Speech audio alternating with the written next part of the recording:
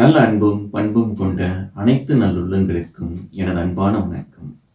இன்னைக்கு நம்ம இந்த வீடியோல ரேவதி நட்சத்திரத்துல பிறந்தவங்களுடைய குணநலங்கள் எப்படி இருக்கும், அவங்களுடைய வாழ்க்கை பயணம் எப்படி இருக்கும், அவங்களுடைய பிளஸ் என்ன, அவங்களுடைய மைனஸ் என்ன, இது எல்லாத்தையுமே நம்ம இந்த வீடியோல தெளிவா பார்க்கலாம்.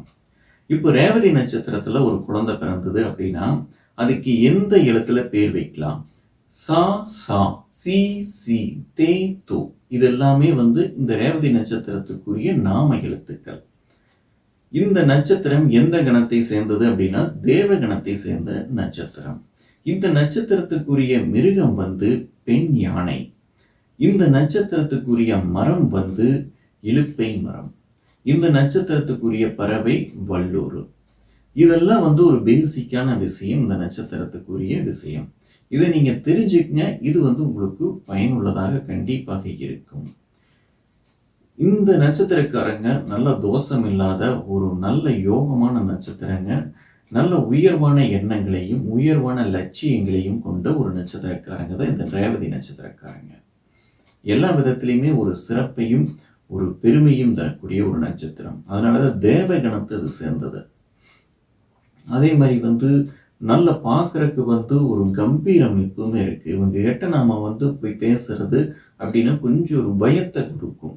டக்குன்னு எல்லாத்துக்கிட்டையும் பேசுற மாதிரி இவங்க கிட்ட பேசிட முடியாது. இவங்க கிட்ட பேசுறதுக்கு கொஞ்சம் ஒரு பயமும் தயக்கத்தையும் கொடுக்கவே தான் செய்யும். அவங்க கிட்ட கோபமோ அப்படியெல்லாம் எதுவுமே இருக்காது. இருந்தாலும் ஏதோ ஒன்று தவறான விஷயங்களோ இல்லை அவங்களுக்கு அட்வைஸ் பண்ணுற மாதிரியான விஷயங்களை இவங்ககிட்ட நம்ம போய் சொல்லவே முடியாது. ஒரு பயத்தை கொடுக்கும். அந்த மாதிரியான ஒரு தோற்றத்தை இவங்க ஏற்படுத்தி வச்சிருப்பாங்க. இவங்களுடைய எண்ணங்கள் எல்லாமே ரொம்ப உயர்வாக இருக்குது. ஒரு தொழிலே பண்ணால் அதில் ஹையர் என்னவோ அந்த அளவுக்கு யோசிப்பாங்க. லைஃப்பில் லட்சியங்கள் எல்லாம் பெரிய அளவுகளில் இருக்கும். அந்த லட்சியத்துக்கு ஏற்ற மாதிரி செயல்படக்கூடிய ஆட்களாகவும் இவங்க இருப்பாங்க. இவங்களுக்கு இந்த யோகா பண்ணுறது, மெடிடேஷன் பண்ணுறதுலாம் ரொம்ப ஆர்வங்கள் இருக்கும். நல்ல தியானம் பண்ணணும், நல்லா தூங்கணும், நல்ல ருசியான உணவுகளை ருசித்து சாப்பிடணும், நிம்மதியான தூக்கம் தூங்கக்கூடிய ஆட்களாகவும் இருப்பாங்க. படுத்தா டக்குன்னு தூங்கிடுவாங்க. ஏன்னா நல்லா அந்த மெடிடேஷனு, நல்லா யோகா இதெல்லாம் பண்ணக்கூடிய ஆட்களாக இருக்கிறதுனால நிம்மதியாக தூங்கக்கூடிய ஆட்களாகவும் இருப்பாங்க. காலபுருஷ தத்துவத்துக்கு 12வது ராசி. வெளியூர் சுற்றுறது, வெளிநாடு போகிறது, இதில் எல்லாத்துலேயும் ஆர்வம் ஜாஸ்தியாக இருக்கு. ஊர் சுற்றுறதுலாம் ரொம்ப பிரியங்கள் உள்ளவங்க. எங்கே போகணுன்னாலும் போயிட்டு வந்துடுவாங்க. அதுலெல்லாம் ஆர்வம் ஜாஸ்தியாக இருக்கும். இதுவே ஆவணி புரட்டாசி மாதம் பிறந்தவங்களெல்லாம் பார்த்தீங்கன்னா நல்ல ஒரு பௌர்ணமி அமைப்பில் பிறந்திருப்பாங்க. புரட்டாசி, ஐப்பசி, கார்த்திகை மாதத்தில் பிறந்த ரேவதி நட்சத்திரக்காரங்க வெளிநாடு வெளியூர் போகாமல் இருக்கவே மாட்டாங்க. கண்டிப்பாக ஒரு டைமாவது ஃபாரின் டூர் போயிட்டு வந்துடுவாங்க. இவங்களுக்கு செலவு பண்ணுறதுல ஆர்வங்கள் ஜாஸ்தியாக இருக்குது. அம்மா மீது ரொம்ப ஆர்வங்கள் இருக்குது. நல்லா ஒரு இரக்க குணங்கள் அதிகமாக இருக்கும். ஏன்னா சந்திரன் 12ஆம் வீட்டில் இருக்கும்போது அந்த இரக்கத்தினால இவங்க நிறையா ஏமாந்துருவாங்க. யாரோ ஒருத்த தனக்கு கஷ்டம், ரொம்ப குடும்பத்தில் பிரச்சனைன்னு சொல்லி ஏதோ ஒன்று மனசு இழகிற மாதிரி பேசினா இவங்க இறகிடுவாங்க. இருக்கிற காசை கொடுத்து ஏமாந்துருவாங்க. அதனால அதில் கொஞ்சம் கவனங்கள் வேணும். யோசிக்க கூட மாட்டாங்க. டக்குன்னு இலகி அதுக்கு என்ன செய்யணும்னு செஞ்சுருவாங்க. இவன் சொல்கிறது உண்மையா பொய்யான்னு யோசிக்கிற அந்த ஒரு தன்மையும் கூட இல்லாமல் ஏமாறுறதுக்கான வாய்ப்புகள் இருக்குது இந்த ரேவதி நட்சத்திரக்காரங்களுக்கு. மற்றபடி நல்ல இறக்க குணம் கொண்டவங்க, நல்ல விஷயத்துக்காக நிறைய செலவுகள் பண்ணுவாங்க. அடுத்தவங்களுக்காக உதவி பண்ணுறதுல உங்களுக்கு பிரியங்கள் அதிகம் இருக்கும். வெளியூர் வெளிநாடு பிரயாணங்கள் பண்ணுறதுல அதிக ஆர்வங்கள் இருக்கும். இந்த மாதிரி நிறைய நல்ல விஷயங்கள் கொண்ட ஒரு நட்சத்திரம் தான் இந்த ரேவதி நட்சத்திரம். எந்த விதமான தோஷமும் இல்லாத நட்சத்திரம்.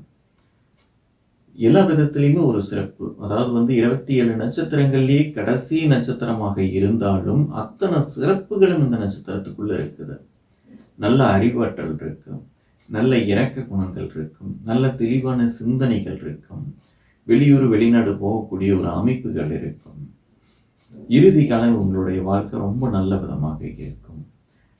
நல்ல அன்பு கொண்டவங்க, தாய் மீது பாசம் ஜாஸ்தியாக இருக்கும். அதனாலேயே கொஞ்சம் இழப்புகளும் ஏற்படும்.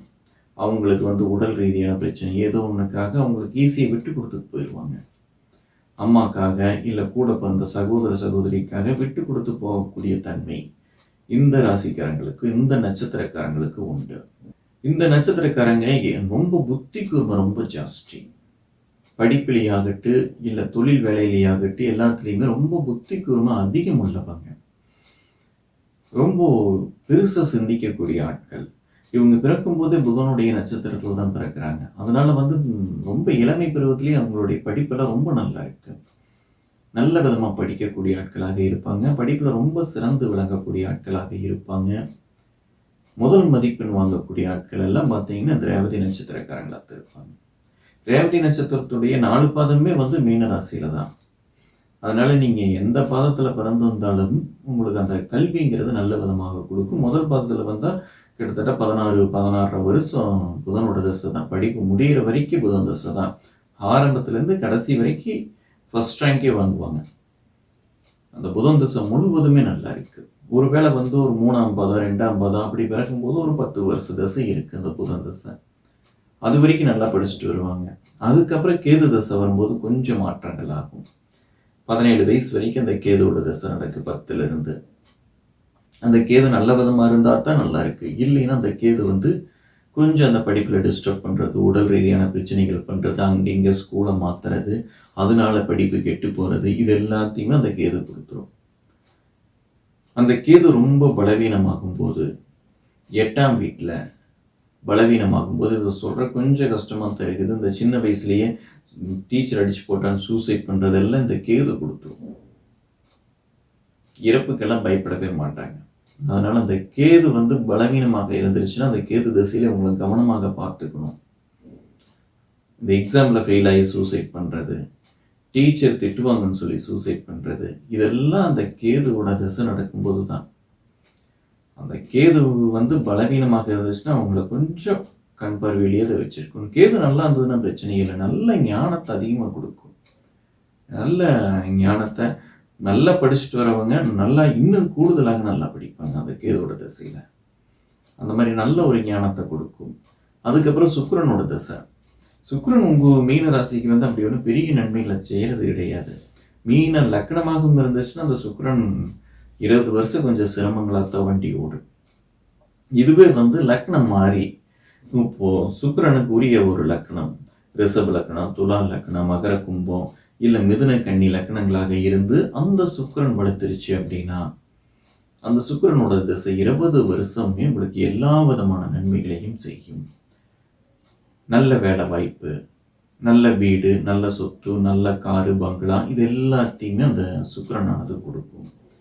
இப்படி அந்த சுக்கிரன் திசை 20 வருஷம் நல்ல விதமாக இருந்துச்சுன்னா அவங்களுடைய வாழ்க்கை பயணம் சொல்லவே வேண்டியதில்லை. எல்லா விதத்திலையுமே சிறப்பாகவே அமைஞ்சிடும். அப்போ இந்த ரேவதி நட்சத்திரக்காரங்களுக்கு புதனையும் சுக்கிரனையும் கேதுவையும் நல்ல விதமாக இருந்துருச்சுன்னா அவங்களுக்கு கிட்டத்தட்ட ஒரு 40 வயசு வரைக்கும் வாழ்க்கை ரொம்ப நல்லா இருக்கும். 40 வயசுக்கு மேலே வரக்கூடிய சூரியனோட தசை உங்கள் ராசிக்கு 6ஆம் அதிபதி ஏதாச்சும் உடல் ரீதியான பிரச்சனைகளை கொடுக்கும். ஒரு 6 வருஷம் ஏதாச்சும் காய்ச்சல் பிரச்சனைகளோ இல்லை ஒரு சிலருக்கு இதயம் சம்பந்தமான பிரச்சனைகளையும் இந்த சூரியனோட தசை தரும். சூரியன் பலவீனப்பட்டு இருந்தால் இதயம் சம்பந்தமான பிரச்சனைகளை கொடுக்கும். உங்கள் லக்னத்துக்கும் அது அபயோகியாக இருக்கும்போது. அதுக்கப்புறம் சந்திரனோட தசை 46க்கு அப்புறம் சந்திரனோட தசை ஒரு 10 வருஷம் 56 வயசு வரைக்கும். அதுக்குள்ளேயே பிள்ளைகளுடைய படிப்பு, அவங்களுடைய வாழ்க்கையை செட்டில் பண்ணுறது, இந்த மாதிரியான அமைப்புகள் எல்லாமே அந்த சந்திரன் உங்களுக்கு கொடுத்துட்டு வரும். உங்கள் ராசிக்கு 5ஆம் அதிபதியாக இருக்கிறதுனால பூர்வீக விஷயங்கள் எல்லாமே அந்த டைமில் நல்லா இருக்கு. இந்த மாதிரி புதனோட திசையில பிறக்கிற இந்த ரேவதி நட்சத்திரக்காரங்களுக்கு அவங்களுடைய வாழ்க்கை நல்ல விதமாக இருக்கணும்னா புதனும் சுக்கிரனும் நல்ல விதமாக இருந்தால் போதும். மற்ற கிரகங்கள் எப்படி இருந்தாலும் பிரச்சனை இல்லை. நல்ல புத்திசாலி, எந்த கஷ்டத்தையும் சமாளிக்கக்கூடிய ஆட்கள், வெளியூர் வெளிநாடு போறதுல ஆர்வம் ஜாஸ்தியான ஆட்கள், நல்ல பொதுநலமிக்க ஆட்கள், நல்ல பொது சிந்தனைகள் உள்ள ஆட்கள், அரசியல் சிந்தனைகள் ஜாஸ்தியாக இருக்கும், அரசியல் அறிவுகள் ஜாஸ்தியாக இருக்கும். இந்த விதமா ஆட்சிகள் பண்ணாங்கன்னா, இந்த விதமா மக்களுக்கு தொண்டு செஞ்சாங்கன்னா நல்லா இருக்குமே அப்படின்னு நினைக்கக்கூடிய ஆட்கள். இருக்கிறதெல்லாம் எல்லாத்துக்கும் குடுக்கணும் அப்படிங்கிற ஆட்கள், எல்லாமே சமநிலையில இருக்கணும்னு நினைக்கக்கூடிய ஆட்கள் இந்த ரேவதி நட்சத்திரக்காரங்க. எல்லா விதத்திலயுமே யோகமான ஒரு நட்சத்திரம் தான் இந்த ரேவதி நட்சத்திரம். கடைசி நட்சத்திரமாக இருந்தாலும் அந்த குணத்துல முதன்மையாக வரக்கூடிய ஆட்கள் இந்த ரேவதி நட்சத்திரக்காரங்க. படிப்புல ரொம்ப ரொம்ப நல்ல விதமாக இருக்கக்கூடிய ஆட்களும் இவங்க தான்.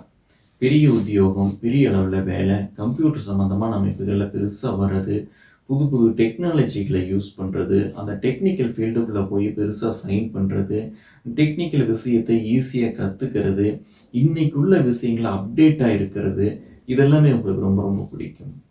பழசெல்லாம் அப்படியே விட்டுட்டு புது டெக்னாலஜிக்குள்ள ஈஸியா வந்துருவாங்க. ஈஸியா அதைய புரிஞ்சுக்கக்கூடிய தன்மை உங்ககிட்ட இருக்கு. புது புது டெக்னாலஜிய கொண்டு வரதே இந்த மாரி ஆட்களாகத்தான் இருப்பாங்க. இந்த செல்ஃபோனு, கம்ப்யூட்டர் இதெல்லாம் வந்து அதிக யூஸ் பண்ணுவாங்க. இதுல எல்லாத்துலயும் வந்து அதிக ஆர்வம், அதிக அறிவு, அதிக ஆற்றல் கொண்டவங்களாக இந்த ரேவதி நட்சத்திரக்காரங்க இருப்பாங்க. ஆக ரேவதி நட்சத்திரக்காரங்க எல்லா விதத்திலயுமே ஒரு சிறப்பான ஆட்களாகத்தான் இருப்பாங்க. இது எல்லாமே வந்து ஒரு பொதுவான ஒரு அமைப்பு தான். இன்னும் வந்து தெளிவா என்னை பத்தி நீங்க தெரிஞ்சுக்கணும், உங்கள பத்தி நீங்க தெரிஞ்சுக்கணும்னா, உங்க ஜாதகத்தை வைத்து, அதனுள்ள கிரக நிலைகள், உங்க லக்னத்தை வைத்து தான் நம்ம தெளிவா சொல்ல முடியும். நீங்க ஜாதகம் பார்க்கணும்னு நினைச்சீங்கன்னா, கீழ இருக்கிற வாட்ஸ்அப் நம்பருக்கே ஃபோன் பண்ணி, ஃபோன் மூலியமாகவே உங்க ஜாதக பலன்களை நீங்க தெரிஞ்சுக்கலாம். இதுக்கு வந்து உங்களுடைய பிறந்த தேதி, பிறந்த நேரம், பிறந்த இடம், இதை நீங்க சரியாக சொன்னால் போதுமானது.